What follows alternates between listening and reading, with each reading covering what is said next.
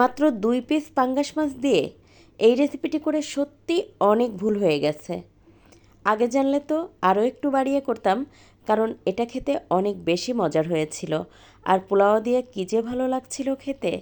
তো দেখতে পাচ্ছেন আমি কিন্তু 2 পিস পাঙ্গাস মাছ বেশ ভালোভাবে ধুয়ে নিয়েছি। তারপরে এই যে উপর থেকে একটুখানি গরম পানি দিয়ে দিলাম।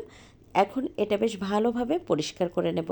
কেউ চাইলেও উপর থেকে চামড়াটা ফেলে দিতে পারেন, অথবা একটা তারের মাজনি দিয়ে এভাবে আলতো করে একটু কিন্তু ঘষে নিলে একদম সাদা ধবধবা পরিষ্কার হয়ে যায়। মাছগুলো কিন্তু ঘষে নিয়ে তারপর ছোট করে কেটে নিয়েছি। আর আমি কিন্তু লবণ আর লেবুর রস দিয়ে খুব ভালোভাবে ধুয়ে পরিষ্কার করে নিয়েছি। আর দেখতে পাচ্ছেন আমি কিন্তু এরকম করে ছোট করে নিয়েছি। এবার এর মধ্যে দিয়ে দিলাম স্বাদ মতো লবণ, 1 চা চামচ পরিমাণ শুকনো মরিচের গুঁড়া, আধা চা চামচ করে ধনে গুঁড়া, জিরা গুঁড়া, আর দিয়েছি হলুদ গুঁড়া। তার সাথে দিয়ে দেবো আধা চা চামচ পরিমাণ গোলমরিচের গুঁড়া, আধা চা চামচ পরিমাণ গরম মশলা গুঁড়া। সাথে দিয়ে দেবো 1 চা চামচ পরিমাণ সয়া সস, আর দিয়ে দেবো একটা ডিম ভেঙে। আপনি চাইলে কিন্তু এখানে 1 ফালি লেবুর রসও দিয়ে দিতে পারেন। যেহেতু আমি লেবুর রস দিয়ে মেখে রেখেছিলাম, তাই আর লেবুর রস দেইনি। এবার এর মধ্যে দিয়ে দেবো 2 টেবিল চামচ পরিমাণ কর্নফ্লাওয়ার। এখানে কিন্তু আপনি চালের গুঁড়া অথবা ময়দাও ব্যবহার করতে পারেন। তারপর খুব ভালোভাবে হাত দিয়ে আমি মেখে নিয়েছি। আর এটা মেখে রেখে দিতে হবে না, সাথে সাথেই কিন্তু রান্না করে নেওয়া যায়। তো চুলায় একটা প্যানে তেল গরম করে নিয়েছি। তো আমি এখানে কিন্তু 3 টেবিল চামচ পরিমাণ তেল দিয়েছি।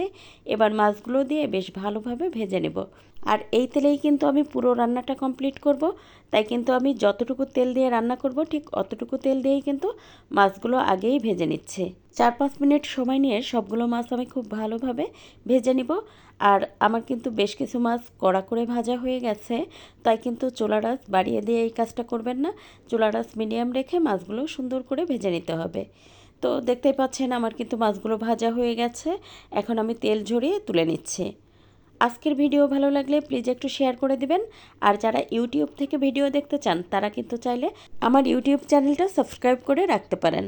তো দেখতে পাচ্ছেন বাকি তেলের মধ্যে আমি 1 চা চামচ পরিমাণ আদা রসুন বাটা দিয়ে একটুখানি নেড়ে মিশিয়ে নিয়েছি। এখন 2 টেবিল চামচ পরিমাণ টমেটো সস, তার সাথে 1 চা চামচ পরিমাণ সয়া সস, সেই সাথে আধা চা চামচ পরিমাণ গোলমরিচ দিয়ে বেশ ভালোভাবে এটা নেড়ে মিশিয়ে নেব। আর 2 মিনিট মতো ভেজে নেব। এবার এর মধ্যে দিয়ে দেবো 4টা পেঁয়াজের পাপড়ি। তো আমি 4 খণ্ড করে পেঁয়াজটা কেটে তারপর পাপড়িগুলো তুলে দিয়ে দিলাম। এখন দিয়ে দেবো কাঁচামরিচ। তো ঝালটা আপনি আপনার পছন্দ বুঝে দিয়ে দেবেন। আমি 4-5টা কাঁচামরিচ মাঝখান থেকে ফালি করে দিয়েছি। এখন ওই যে ভেজে রাখা যে আমার মাছগুলো ছিল সেটা দিয়ে মশলার সাথে একটুখানি নেড়ে মিশিয়ে দেব। তো 2-3 মিনিট কিন্তু এভাবে রান্না করে নিতে হবে, তাহলে মশলাটা পুরোপুরি মাছের মধ্যে ঢুকবে। তো এই তো প্রায় 3 মিনিট পরে এখন এর মধ্যে দিয়ে দেব ক্যাপসিকাম। তো আমার কিন্তু এটা ফ্রোজেন ক্যাপসিকাম, দেখতেই পাচ্ছেন এর মধ্যে কিন্তু লাল, সবুজ, হলুদ সবই মিক্স করা ছিল। সেই সাথে দিয়ে দেব মটরশুঁটি, আর এটাও কিন্তু ফ্রোজেন ছিল। তো হাতের কাছে যেটাই থাকে আপনি সেটা দিয়ে কিন্তু এই রেসিপিটি করে নিতে পারেন। তারপর 1 মিনিট মতো রান্না করে নিয়েছি।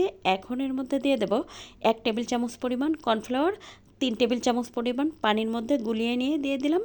তারপরে চুলার আঁচ মিডিয়াম রেখে এটা কিন্তু অনবরত নাড়তে হবে। তো আমি 2 মিনিট মতো নেড়ে সাথে সাথে কিন্তু নামিয়ে পরিবেশন করছি। আর যদি ওই একই পাত্রে রেখে দেন তাহলে কিন্তু কালারটা নষ্ট হয়ে যাবে। তাই কিন্তু সাথে সাথে যে পাত্রে পরিবেশন করবেন সেই পাত্রে রেখে দিবেন। আজ এ পর্যন্ত, কাল আবার নতুন কোনো ভিডিও নিয়ে দেখা হবে ইনশাল্লাহ। সে পর্যন্ত সবাই ভালো থাকবেন, সুস্থ থাকবেন। আল্লাহ হাফেজ।